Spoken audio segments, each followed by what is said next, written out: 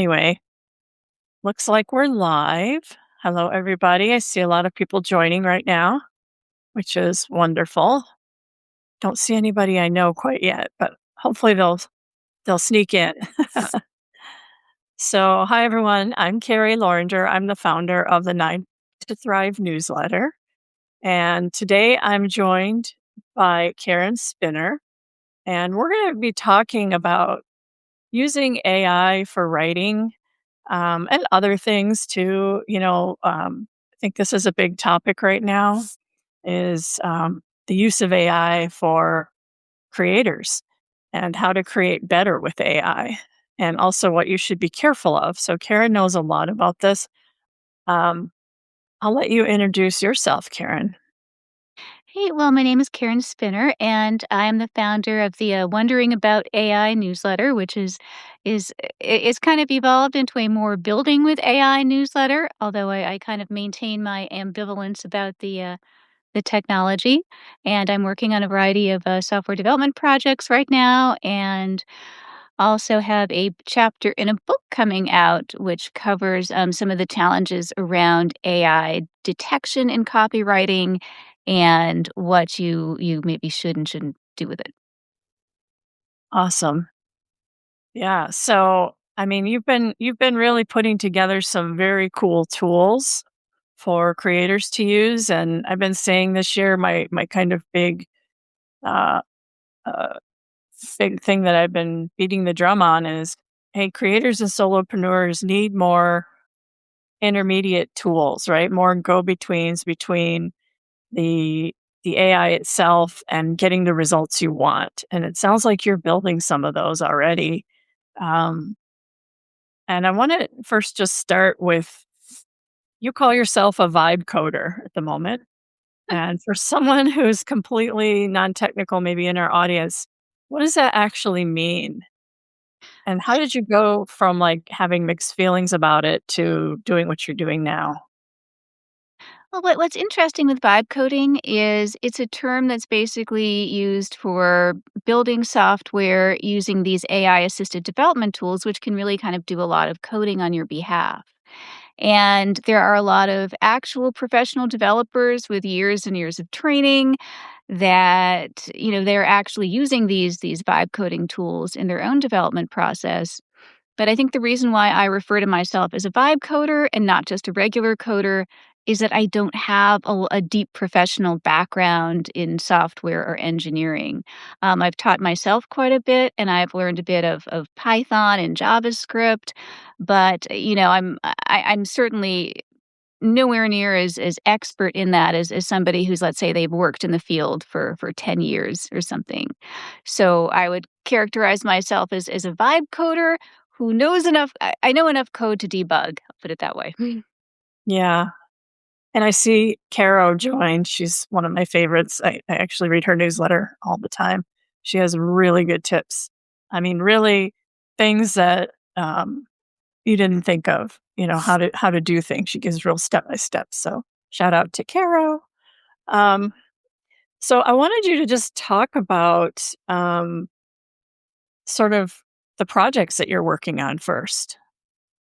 I know you've got the most cool one ever, which is the carousel creator.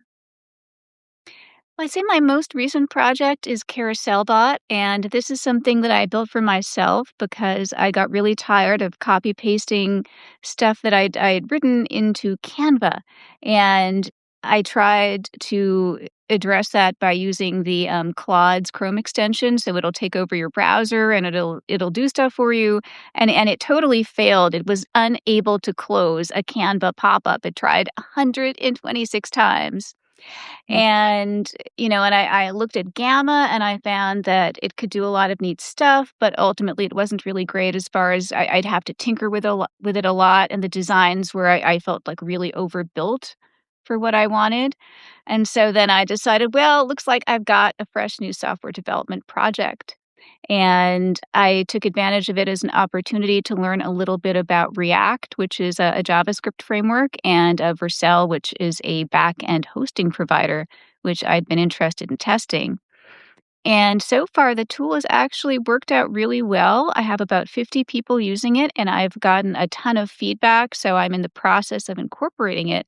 But what's really amazing is I'm seeing on LinkedIn, I get all these notifications, like, hey, I'm using your carousel bot. And I'm seeing the carousels alive in the world, and I'm seeing people implement them in ways that are like so much cooler than the way that I've implemented it on my own. So I feel like this is probably the project that I've never seen this much enthusiasm around one of my software projects. So it's been very fun.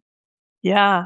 I see a lot of comments about the product already, and especially that it is kind of going wild on LinkedIn, which is where it's most needed, I feel like. LinkedIn uses carousels a lot and sort of gives algorithmic priority to carousels. So, and then Juan is there as well. Hi, Juan.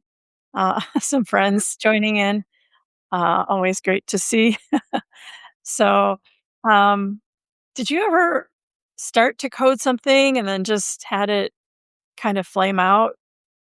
And did you learn from that? And what are sort of the learnings that you got from that? Well, I think my biggest, like, sort of massive, I was like, it was an ambitious failure. But about a year and a half ago, when I was still working at a marketing agency, I built basically an AI powered writing studio designed around kind of the creative brief process that I used with freelancers. So I was like, okay, if you can give AI a creative brief, then in all the background info and the writing style, it should be able to perform kind of like a freelancer, although obviously not quite as good. And so I actually got it took me months to build because I really struggled with the back end technology and there was just so much I needed to look up. And I was also using a very early version of ChatGPT as a coding assistant. So this was where I learned a lot of Python and I learned about a framework called Django. And after months and months of development, I actually got this thing working. Now, the one thing that I did not do in this whole process was to actually call up one of my buddies and say, "Hey, here's my idea," or like, "Here's my prototype. Is this bad? Would you use this?" And so I did absolutely no market validation and thought, "This is great. I'm just going to put this, put it online and then set up Google Ads and like the magic will happen." And so I did that. I got the tool working. And, I felt like, okay, it's secure. It's not going to be this security nightmare. And so when I started running the Google ads, I noticed something weird. I got tons and tons of interest for free. People wanted to use it for free, but nobody wanted to buy it. And I also looked at the demographics of the people who were hitting my ad. And it was all like 17, 18, 19-year-old people. It was just attracting kids who wanted to cheat on their essays. Oh, And I was like, "Oh," as a mom, I'm like, "I can't really condone that." And so I shut off the ads and then circled back to do the market research that I should have done. And then what I heard from the kind of the professional copywriter type people and agency people that I thought were a natural market for it, they basically told me that, like, "No, dude, we don't want to have AI do our writing at all." And they referenced copyright issues and things like that, which are valid and which I can actually chat a little bit about later. But it turned out that, the market that I anticipated for that product was not there, and so I finally shut it down several months ago. yeah. Yeah, these things happen. Yeah.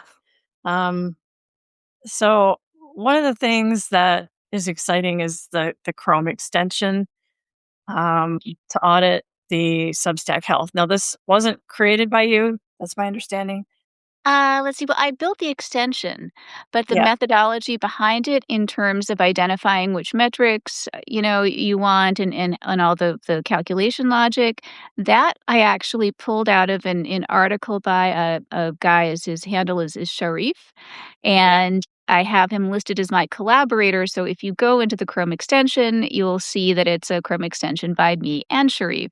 And so I basically did the technical piece, and then he did the kind of the growth methodology piece. And, and Oops, I we it was in froze. Oh, and I was saying, like, what was interesting is that I decided to set up that extension pretty much the same week that I set up a paid newsletter option, so I could take advantage of the extension in kind of a very live environment. Now that extension is actually really cool. Can you talk about how it works and what it does and where people can find it also? Well, right now it's living on Gumroad, and if you check my, I have an article dedicated to it, and it's also like for my paid subscribers, it's also a freebie. But it really is meant to be super easy, so you install the extension, and then you just it automatically fetches your information, so you have to be logged into Substack, and it's only using your local data and data that's associated with your account. It's not pulling anything from any other accounts, and you also don't have to, as long as you're logged into Substack, I mean, you don't have to set up an account for the extension. It just does its thing. So you just pop on there and you see a dashboard that is showing you how you look on different metrics in terms of your health and what you can improve. There's a little list of articles explaining like, hey, if you got bad scores in these areas, here are some things that you can learn. And then we just have a variety of tabs that provide some additional, like, some drill down information. So one of my favorites is the content tab. So where on Substack, you have to kind of toggle between all of your different articles to compare different statistics. Like if you want to see which article is giving you the most paid subscribers and you have a lot of articles, you're constantly bopping between screens, and so the content, tab lets you see, like, your top articles across various metrics, and you can just kind of toggle between, like, "Okay, I wanna see my top for open rate, and I wanna see my top for click-throughs," and things like that. Yeah. And, there's a monetization tab, and there's also, one of the most annoying things for me about Substack Analytics is that I wanna see my recommendations and, like, who's sending me, subscribers so I can be nice to them. And and you have to go onto your actual, kind of newsletter web page and then click on Manage Recommendations in order to see that. And so the extension pulls that information in, so you can just see that in the extension. Yeah. And so, I mean, what are are there some top red flags that it's looking for this extension? I think it does something like it predicts, if your newsletter will make money or not, right? Yeah, well, I think Sharif had picked 7 different metrics that were associated with kind of healthy newsletters. And I mean, some of them are obvious, like, open rate and things like that, and number of subscribers. But I think one of the key things that it looks at is churn rate. So that if you have people signing up for your newsletter and then unsubscribing pretty quickly, that's maybe a sign that your messaging needs some work. And I think another thing is kind of click-through rate, like, are people looking at your stuff and then deciding to click through to other articles and, other content you've developed, and, just to see if there's engagement there. And another thing is kind of what is your share of, like, paid subscribers to free subscribers? So, you may get a lot of free subscribers, but not many paid subscribers. And I think I've got, like, in the red on that metric. Oh, well, I mean, maybe you'll get some of the LinkedIn people migrating over. You never know. And I think also for me personally, I have enough going on with different software projects that it's kind of like, well, there's just there are many different ways that folks can engage with me, and it may not necessarily be a paid subscription. Yeah, exactly. And that's kind of what I talk about for those of you who don't know me. I talk about building out pretty much a full funnel just from your newsletter. A full different ways for people to work with you at different price points and different entry points, depending on where they're at. So that's how my infrastructure is set up. And it's interesting because you just said something that um, you said that the churn rate is an indicator of something, right? And that there's something about messaging that another number would indicate. And that's right, because a lot of times people will come to me and say, I'm not getting enough subscribers. Well, I can kind of immediately diagnose what the problem might be. It's one of two things, pretty much at the high level. It's either they're not using notes correctly or their messaging about what they do and who they help and how is just off. So, when we start to look under the hood of those things, we can kind of start to diagnose where the problem lies. But those metrics really tell you so much.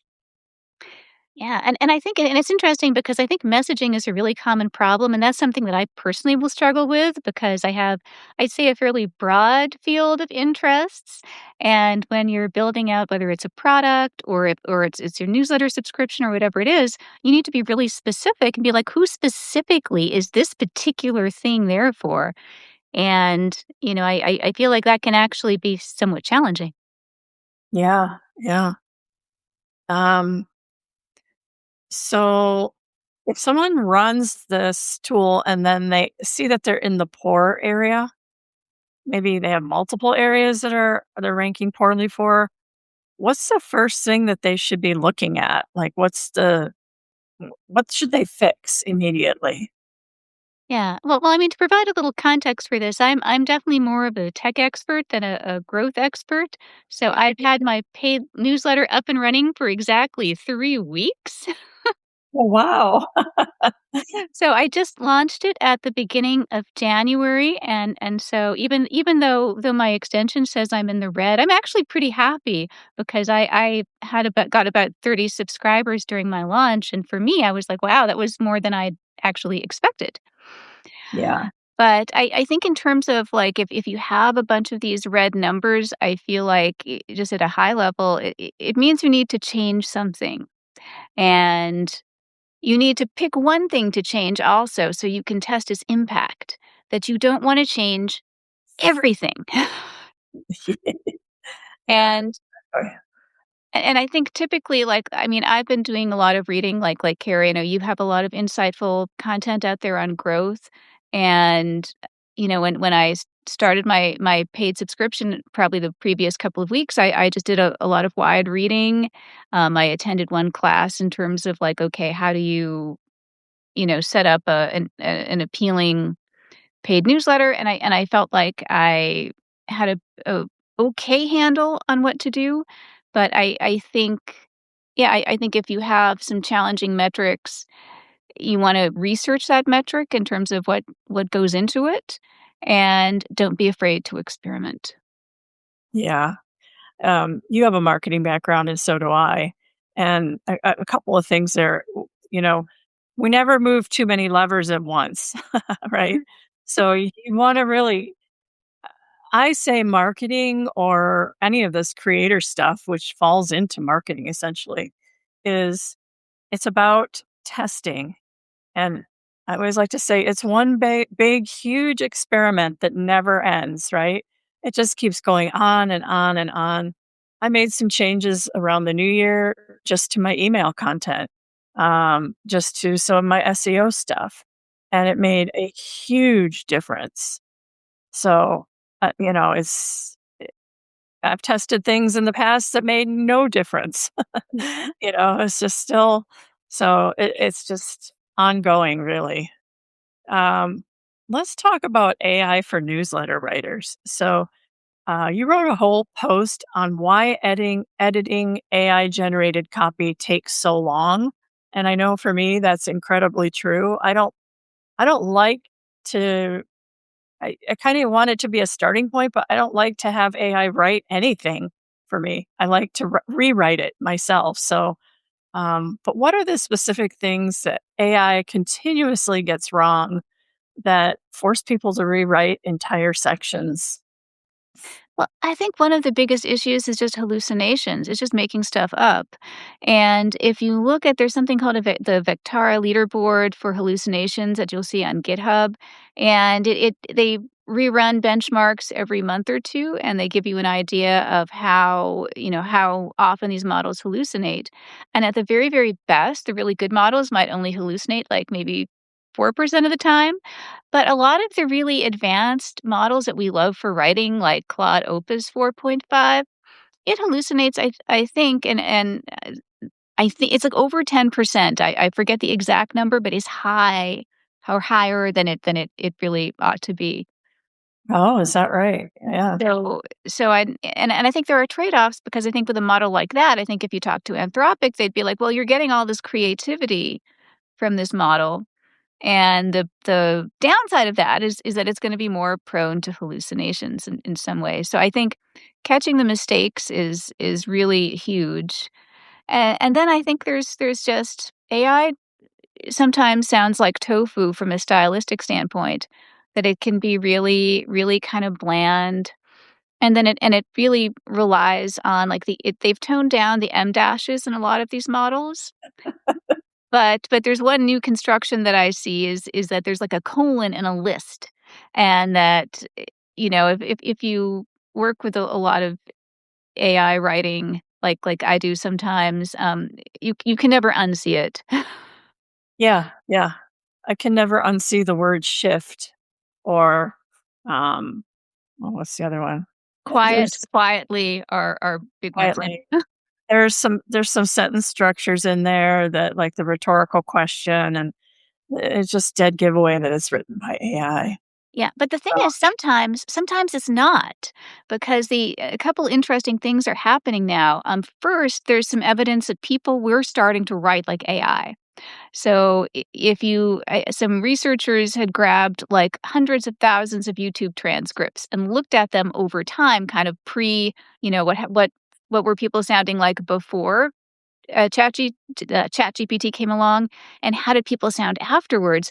And a lot of the AI words like delve and dive and crucial and things like that are now being used more commonly in human speech. mm, And so it's influencing us. And then on the other side of that is like with AI detection, you really can't tell for sure. I gave a presentation at a marketing agency. It was just kind of like a quick training, and I showed them 5 examples of writing, and we had a round robin discussion about each sample, and and each person I said, "Okay, tell me if it was written by AI." And it was always kind of a mixed bag on, each one, except for the one with M dashes. Everybody assumed that was written by AI. But I'd kind of played a trick on them though, because all of the samples were written by AI. And oh, there's really I think it's really difficult for somebody casually reading something to detect it. And also that from a software standpoint, most AI detection software, it's all based on the same non-deterministic technology. So it's not accurate either. So there really is not a foolproof way to tell if something is written by AI. So I think at this point we just have to go for quality and style. Like, is the style good? Is it interesting? Is it characteristic? Is it unique? And then is it actually saying something useful? yeah. It I did a test about 6 months ago, maybe more. I ran some posts that I had made through several different AI detectors, and the scores of them were all over the board. 48% likely it's made with AI to 2%. They couldn't detect it reliably between the different ones that were available at that time.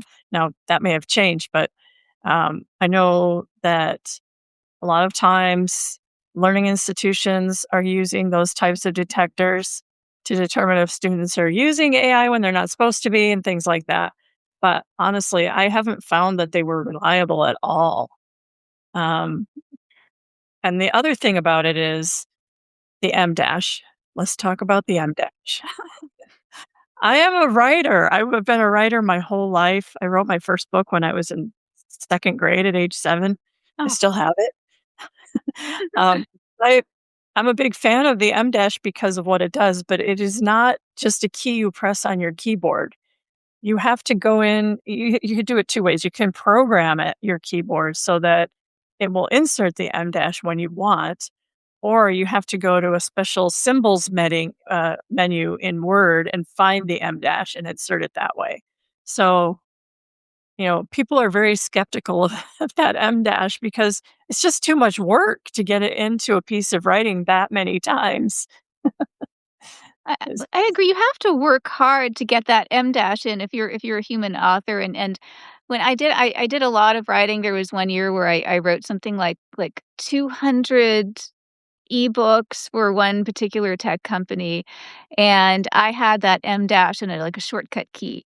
And then, and that was also never do that. That's a ticket to burnout. Don't write that much ever. but oh my but god. now, and I think like even like I forget which author it is, but I think there's Emily Dickinson. I think used the M dash, and it's in lots of good writing. It's just that unfortunately, because AI is trained off of like that whole corpus of human knowledge, it knows the M dash because it's in air quotes, it's read all of the good writing. Yeah. So a couple people are chiming in with their shortcuts. So on iPhone, hitting dash twice converts it to an M dash. Yeah, I've noticed that. And then Richard says Option Shift hyphen on a Mac. So it is there. I just set up a custom one because I can never remember Option Shift hyphen. I have a Command M as mine. So anyway, so obviously there's content that you recognize immediately as being written AI. And that's the type that I think ruins the credibility of the writer. It's just obvious you were lazy and just copy pasted whatever AI gave you. Um, but other people use AI as, and then rewrite it, and it doesn't appear overly AI written, if at all. And that's acceptable, even though we kind of know at the back of the mind that probably most content we're reading has some shadow of AI in it somewhere. Would you say that's true? It's interesting because I think we are starting to use AI more in writing. It's not quite there as like spell check or grammar check yet, but I do think its use as kind of an editor and or a first draft creator is getting more prevalent. I think in terms of what differentiates, like something that is AI slop versus just something that may have had an AI aspect of its process. I think the core ideas and message that you're getting across. So I think you need to say something that is actually it's specifically personal to you. It's something, you have some original data to share, you have a perspective. You basically, if you can get some information just from entering it into ChatGPT or Claude or something, then you shouldn't be writing about it because you're just duplicating some basic information that's out there. So I really think the uniqueness factor is really critical. And then I think the writing style, I think some people are writing in a second language and then they're using AI for translation and English help. So I'm willing to kind of forgive a lot in terms of the AI style if I see it's like, okay, this is obviously a translation. But Mm. I really think having, and I believe, another writer on here, his name is James, and I'm gonna mess up his last name, but he's got this concept called unpromptable, which is having messaging and having a content and a point of view that is truly unique and that cannot be replicated by AI, that is not part of its training data. And I think that's probably the most important thing for having content that is not slop. Yeah, yeah. Um, I know I personally create projects or spaces or whatever you call them, depending on which tool you're using, and populate that with a lot of my natural writing style. And sometimes, if I really want to make sure, I'll just speak a bunch of content and then put that into a document, export it as a PDF, and upload it to my knowledge base. And that really helps. That helps the AI with the nuances of my language, the way I phrase things, the fact that I don't use rhetorical questions, all of that. So I think, yeah, when you start to build out that kind of knowledge base, it does produce much better content. And I think that's also a great distinction because if you're actually doing kind of speech to text and you were talking through an article, for example, or some ideas that you want to communicate, then I mean, you've got the essence of what you're trying to say there. And then when you're using AI in conjunction with that, it becomes really more of like an editing and a cleanup tool that it's not creating ideas for you. It's just Yes. helping package them. Yes. There's nothing more annoying than having AI create new ideas that aren't your ideas and try to pass them off as your ideas. I'm like, no, that is not my teaching method. That is not my framework. That is not going to go, it's not going to fly. So, Well, um, that's why with AI, I feel like it can get you to a certain point, but you're gonna have to scrutinize that draft. Like, once AI has kind of been through it, you have to read it really carefully line by line to be really sure that it didn't change your intent and to make sure that it didn't mangle your style too much. So that's where I feel like, I feel like there has to be human involvement in content that you really can't just press a button and pray and for sure. Let's talk about the role of AI, though, in analysis, spotting patterns um, in your data, or, I've just recently done some really heavy analysis with it. Do you trust that? It's interesting because, like, AI can run Python scripts, for example. It can do things like you can tell it, "Okay, run this particular machine learning analysis," and it'll go off and do it. But sometimes, like I've downloaded kind of like large sets of Reddit data through Reddit's data API and analyzed it to look for different marketing trends, and I always make sure that I get a Python script that I can reproduce anything that AI does personally because sometimes I did that experiment and sometimes it's wrong. Like it'll say that it ran an analysis and it didn't. Yeah. It'll give you it'll mix up the numbers. So I feel like you're better off having AI, like write you a script, a program that you can run on your data yourself and validate that versus just kind of blindly trusting that it's running an analysis and it's doing it correctly. Because it'll probably be correct about 80% of the time, but it's gonna be wrong about 20% of the time. You don't know. Yeah. You don't know.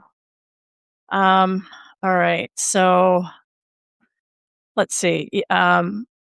You built a tool that creates weekly newsletter digests from subscriptions, right? 200 or more subscriptions. How does it decide what to surface? And could a creator use a version of this to audit their own content? Well, what's interesting is what you've just called out as a tool called Stack Digest that I ended up I started it back in August and it lived from August until November. And it had at its peak, it had about 165 users, and it started out as a way to kind of organize and get information out of the universe of your newsletter subscription, so you could get kind of a personalized digest. And one issue that came up when I'd first built the tool is discovery that a lot of folks that I talked to said, well, this digest is kind of neat, but what we really want is an ability to surface more newsletters because Google search for Substack stuff is terrible. And it tends to surface a whole lot of like really old newsletters and content that has been aged. So it's not necessarily giving you a true picture of what is available on the platform. So I ended up basically creating a database of thousands and thousands of newsletters and used semantic search so that people could search for newsletters and newsletter articles basically based on like something like if I wanted to look for, let's say, like machine learning, then instead of just looking for that specific term, semantic search can look for related topics and things like so it would also maybe look at artificial intelligence, things that are AI and machine learning, but it's basically one step more sophisticated than a plain keyword search. And it actually worked really great. I was able to, I started creating like little created lists of newsletters and things like that and sorting them by size. And I was even able to take that data and run a lot of analyses on what's going on with newsletters in general. So I took like 3 months of data and I looked for trends and looked for what are the topics that are driving engagement. What is the average engagement of different Substack articles for that time period? And I mean, the scary thing is like the vast majority of articles have something. I'm not sure if this is the exact data point, but it was surprisingly small, like under 10 likes and comments Hmm. is the norm. And That at least based surprised on me. that data, because I'd published that in October, and I thought that, wow, this is really cool. I can set up Substack leaderboards and things like that, and provide some really like I developed something called a newsletter deep dive that was indeed that kind of analysis of your personal newsletter in the context of competing newsletters, similar newsletters in your niche. But before I made this thing into a big product, I contacted my lawyer and said, "Okay, I'm using Substack's undocumented API here, and I'm not just ingesting my own personal data, I'm ingesting data from all over Substack." And I was told that, like, do not do this in the cloud. Absolutely do not do this because it is if you don't have written permission from Substack, you could be violating their terms of service. And, they could also change the API at any given time. And then that's going to create lots of problems for any customers you get. So I was pretty strongly warned off doing it.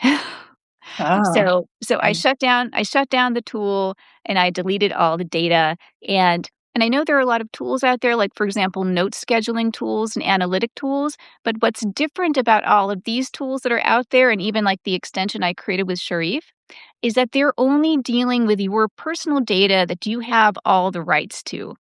That it's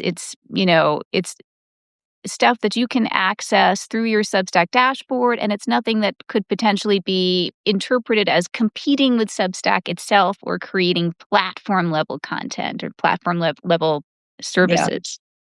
yeah. Um, so can you just talk a little bit about what other tools you have? Oh, Built wow. built a few. Yeah, well, I think in terms of other tools, I created something called Substack Reader, which kind of goes back to that initial concept of having a digest.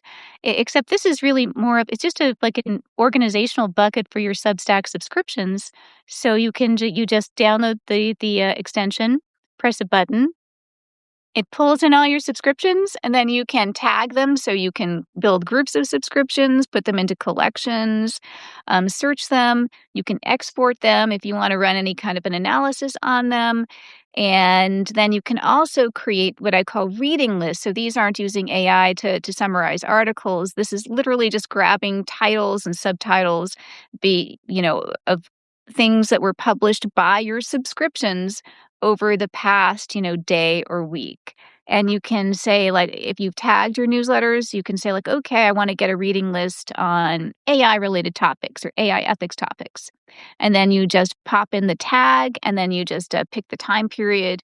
And in usually a few seconds, if you have 100 newsletters or 1,000 newsletters, maybe it's like a minute or two, you can get this nice reading list and see what's been published recently. That's cool. Um, yeah, I know, a lot of people switch to in-app reading, so that Mhm. can to distill out where you wanna be looking at that moment. It's pretty And cool.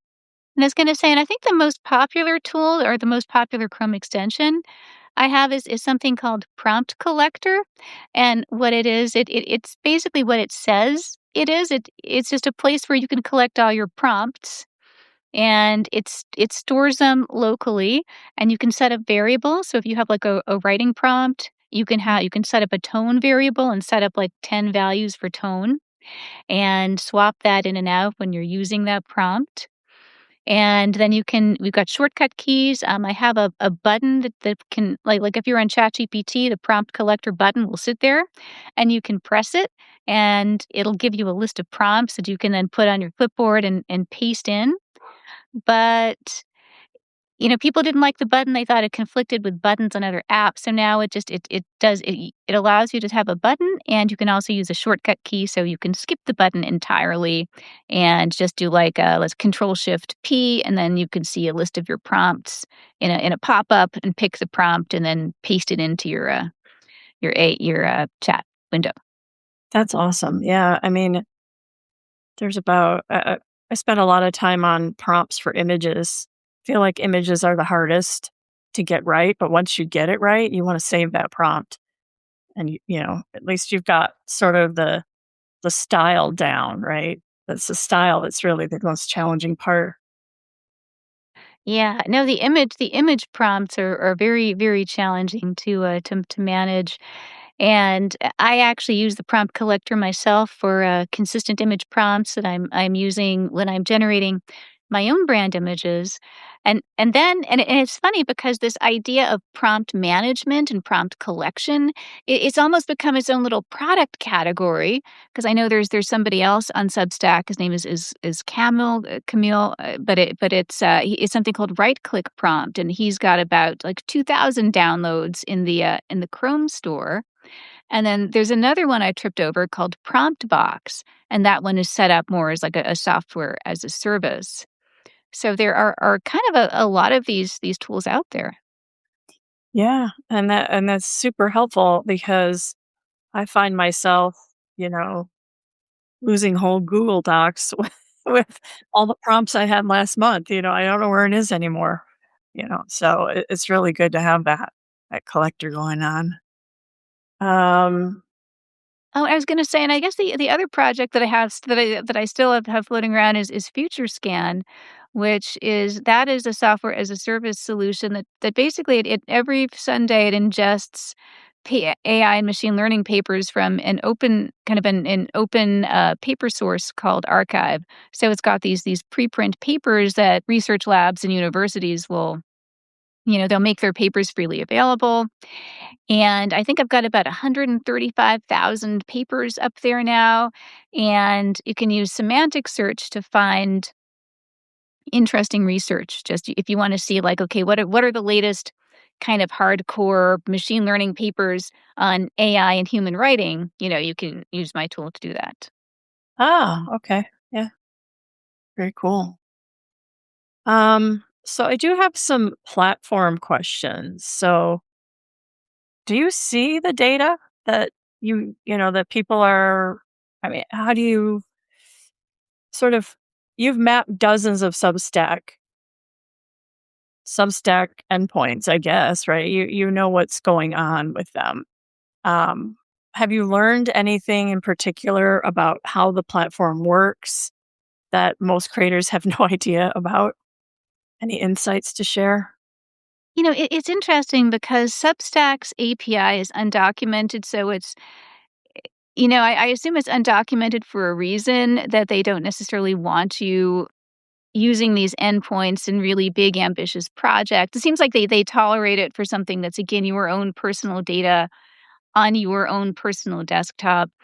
But I think the one thing that I've learned from mapping a lot of these endpoints for my various projects is that there's more under the hood than, like what you see in the Substack analytics is only a subset of the information that's available.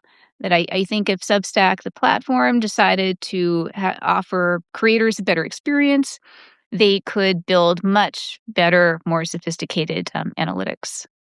Yeah, yeah. Yep. So, what trends are you seeing right now in terms of topics or formats or strategies? Um, and can you predict which newsletters will grow? Let's see. I unfortunately, again, because when I ended the Stack Digest project, I deleted all of the data that I had. So because that's data that was again harvested from the platform. So It's all I deleted everything, but based on the analysis that I did back in October, I think one of the trends seemed to be AI was actually a super trending topic. Okay. And the other thing that's interesting that I think is apparent was both from my analysis and just looking at Substack in general is meta platform commentary always does well. So if Mhm. you have a Substack about Substack, Yeah. you can get a lot of interest. And I think my most popular article was was an article that I did analyzing that data that I'd pulled out of Stack Digest. Ah, okay. Yeah. I mean, that is true, right? Because everyone on the platform wants to figure it out. It's honestly not easy, when you first come on to this platform and figuring out all the bits and pieces and how they fit together and how you're supposed to use the platform. I remember when I first came on, I would post a note and then I was I know this sounds really funny, but I had no idea how to see all the notes I'd posted. I had no idea. It took me a long time to figure out that all I needed to do was go to my profile under the activity feed, or that you could also put a navigation bar link that shows all your notes. So, I mean, it's kind of different. It's a different experience. So it's not surprising that Substack focused content does better. And of course, for me, I do talk about that because my whole business model is how to build multiple income streams from one newsletter to secure your financial future. And that newsletter happens to be built on Substack because it's the very best platform for doing this.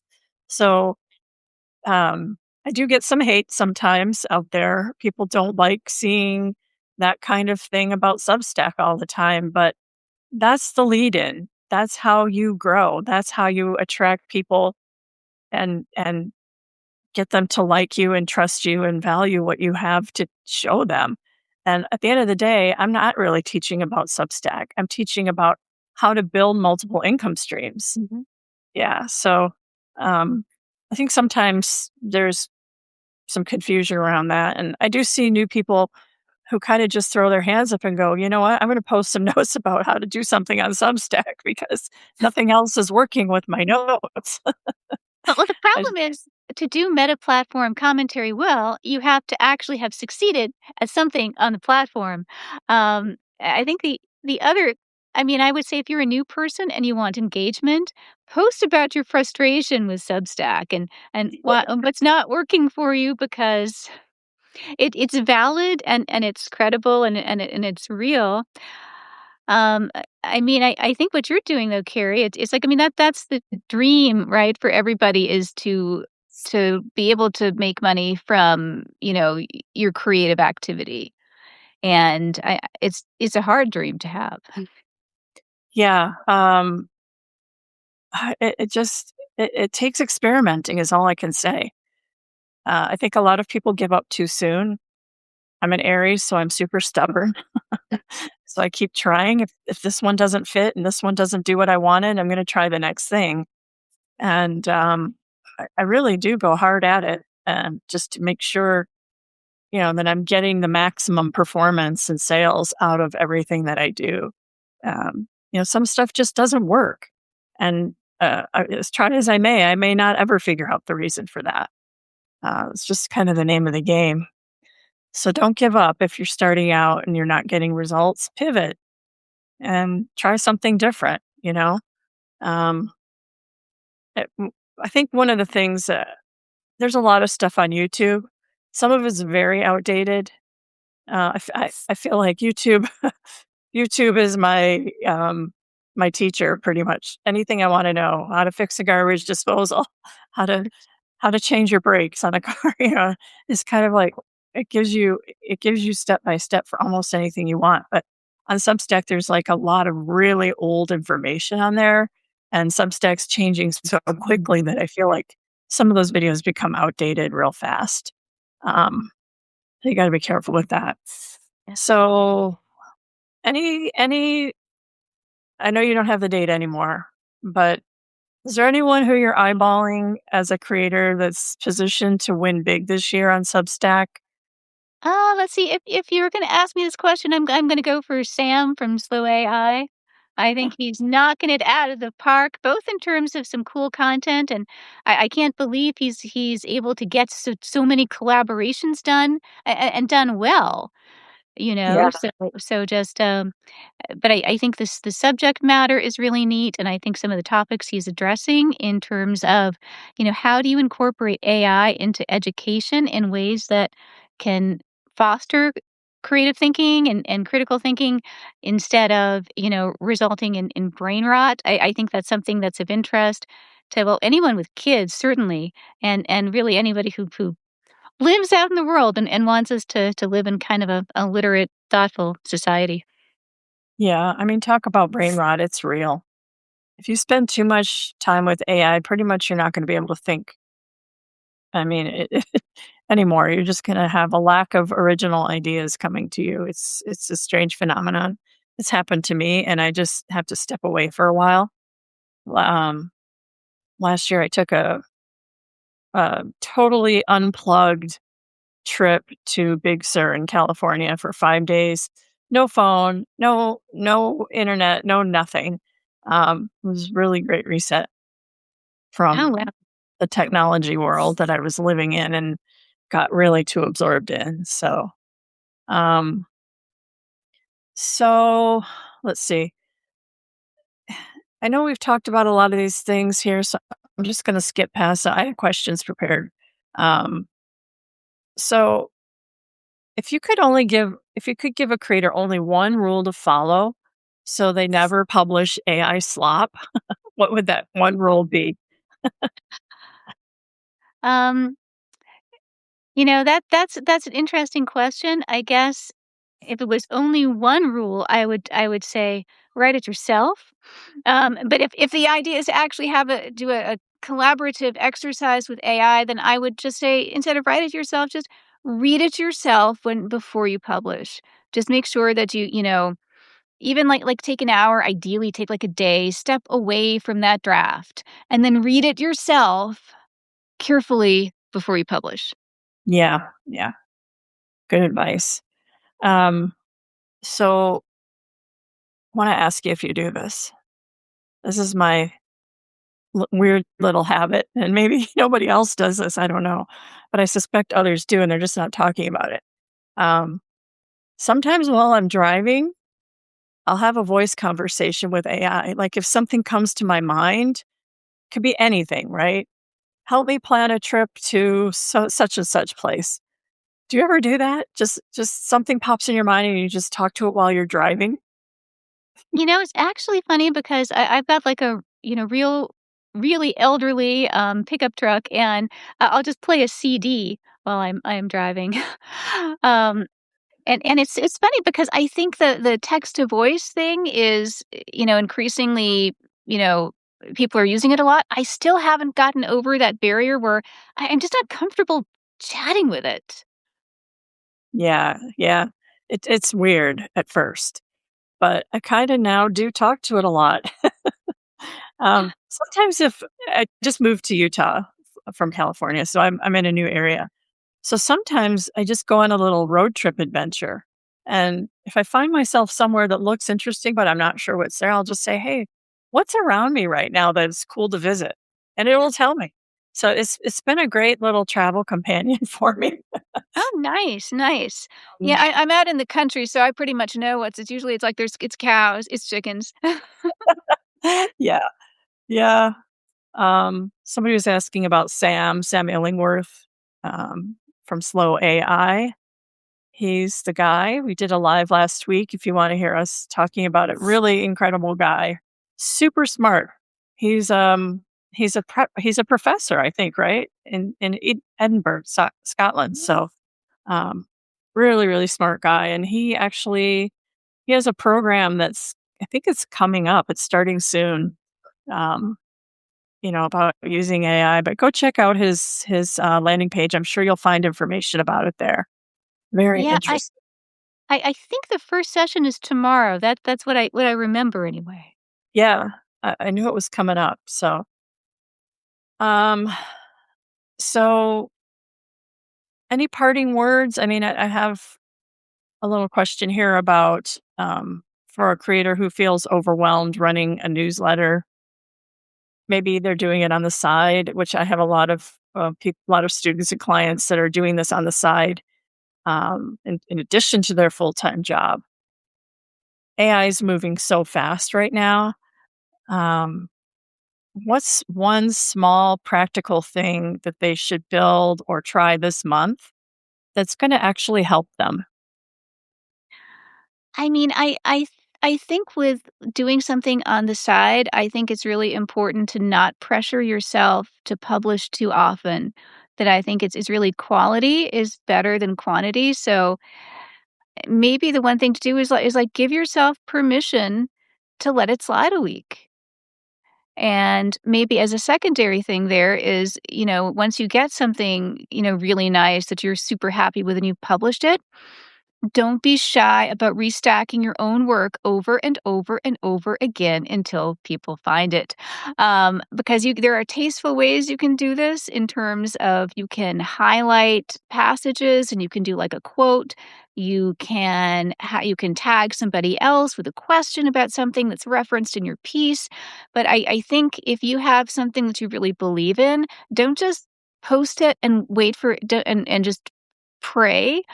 I think you have to actually restack it and tag people and be you can be sort of, I'll just call it tastefully assertive about getting folks to look at your work.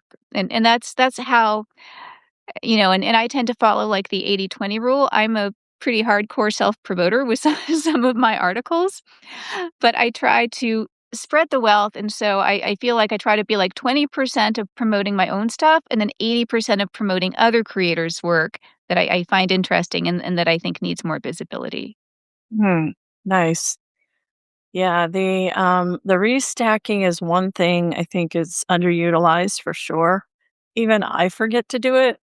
But I think today I just dug up one newsletter issue that I wrote that I really liked. Hmm. When it first went out, it did get some nice comments and DMs. It's just about building 5 offers, your offer stack, 5 offers from one newsletter is basically what I teach, right? So um, I just shared that as a note today with a link to the original post. And that you could do that. You can do that with your old posts because otherwise they kind of get buried in your archives and never to be seen again. So new people are coming on all the time. New people are following you. I think I just crossed 6,000. I've been growing like gangbusters the Oh, last wow. week. Yeah, I think it's because all the lives I've been doing, but the the what was I going to say? The Where was I? Oh my gosh. Anyway, um, sharing your old stuff can really work. It really helps. So don't hesitate to bring that up. You can also restack your own notes. I don't know if people realize that, Hmm. but it's definitely something you can do. So if a note is performing well, restack it after a couple weeks. And you can even go back like a month later and do what you can unrestack it and then restack it again. So that's a little trick to, get more people to notice it. Yeah, Yeah, because go ahead. oh, I was gonna say, and that I have a lot of, I follow a lot of people because I see something interesting. I'm like, "Ooh, I'm gonna follow that." And so I actually will miss articles the first time around and miss notes the first time around, just because my feed has got so much stuff in it, and I have so many emails and so many everything that it's like there's lots of great stuff that I miss, and I have no problem if somebody is, pulling something from their archive because there's a good chance I never got to see it the first time. Exactly. There's new people coming in like in droves right now. I feel like into Substack. So many people are new. They have never heard of you or seen your stuff. So Mhm. whatever performed well or even kind of well, just put it out there again. Um, Patricia says, Why do people sometimes answer comments with restacks? Answer comment. I have actually restacked a comment that somebody left. Mm. If it's insightful, is that what you mean? I'm not sure what she means. But people restack notes of other people just because they feel like their audience could benefit from him. That happens a lot. Um, but if that's not what you meant, let me know. I'll try to answer it better. Oh, and Steve said he just subscribed or followed. Thank you, Steve. Appreciate that. All right, Karen. Well, thank you. Anything else to add before we sign off? No, I mean, I think this was a wonderful conversation, and I think I just want to echo something that you said in terms of people not giving up too soon.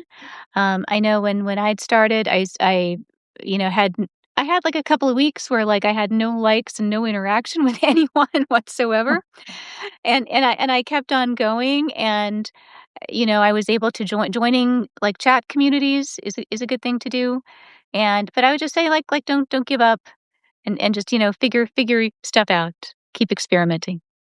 Yeah, exactly. Good point.